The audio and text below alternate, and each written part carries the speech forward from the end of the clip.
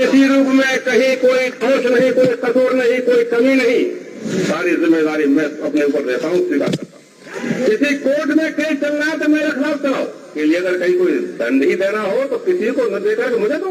गोली नहीं चलाऊंगा, गोली नहीं चलाऊंगा, गोली नहीं चलाऊंगा। वो गुम्मद पर चढ़ गए हैं और कार सेवकों ने गुम्मद को तोड़ना भी शुरू कर दिया। राम मंदिर आंदोलन का जब भी जिक्र होगा और अयोध्या के भव्य भगवान राम मंदिर निर्माण के पीछे जब भी सालों की संघर्ष की बात होगी तो उत्तर प्रदेश के पूर्व मुख्यमंत्री कल्याण सिंह का जिक्र जरूर होगा।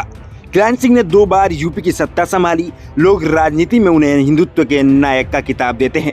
6 दिसंबर 1992 को जब अयोध्या में कार सेवकों ने बाबरी ढांचे को गिराया था तो प्रदेश की सत्ता में कल्याण सिंह थे, जिसके बाद उन्होंने सीएम पद से इस्तीफा दे दिया था।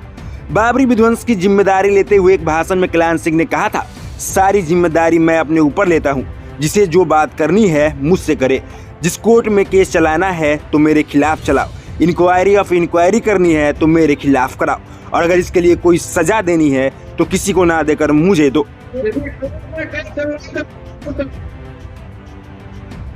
कमीशन ऑफ इंक्वायरी के अंदर कोई इंक्वायरी होनी है तो मेरे खिलाफ, और इसके लिए अगर कहीं कोई दंड ही देना हो तो किसी को न देकर मुझे दो। 6 दिसंबर को हुए घटनाक्रम की पूरी जिम्मेदारी लेते हुए उन्होंने कहा था कि अधिकारियों ने सिर्फ आदेश का पालन किया है। जब उस दिन कल्याण सिंह ने भाषण की एक लाइन पर उनके समर्थक खूब तालियां बजा रहे थे, अपने भाषण को आगे बढ़ाते हुए उन्होंने कहा, मेरे साथियों ने, मेरे सहयोगियों ने और मेरी सरकार ने किसी भी तरह से कंटेम्प्ट ऑफ कोर्ट नहीं किया है। बैठक में मैंने स्पष्ट किया था कि गोली नहीं चलाऊंगा, गोली नहीं चलाऊंगा, गोली नहीं चलाऊंगा। मैंने अथवा मेरे साथियों ने, मेरे सहयोगियों ने या मेरी सरकार ने कहीं किसी प्रकार से कंटेम्प्ट ऑफ कोर्ट नहीं किया, नहीं हुआ है।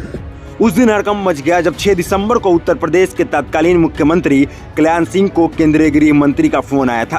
उन्होंने अपने भाषण में इस फोन का जिक्र करते हुए कहा, 6 दिसंबर को लगभग 1 बजे जब केंद्र सरकार के गृह मंत्री का मेरे पास फोन आया और कहा कि हमारे पास यह सूचना है कि कार सेवक गुलबंद पर चढ़ गए हैं, आपके पास क्या सूचना है? तो मैंने कहा कि मेरे पास एक कदम आगे की सूचना है और सूचना यह है कि कार सेवक गुलबंद पर चढ़ गए हैं और उन्होंने गुलबंद को तोड़ना शुरू कर दिया है। लेकिन साहब, इस बात को रिकॉर्ड कर लेना, मैं गोली नहीं चलाऊंगा, मैं गोली नहीं चलाऊंगा। हाँ, गोली चलाने के अलावा जो भी उपाय हो सकता है, जो भी योजनाएं हो सकती है, हम स्थिति को नियंत्रण में लाने के लिए सब करेंगे।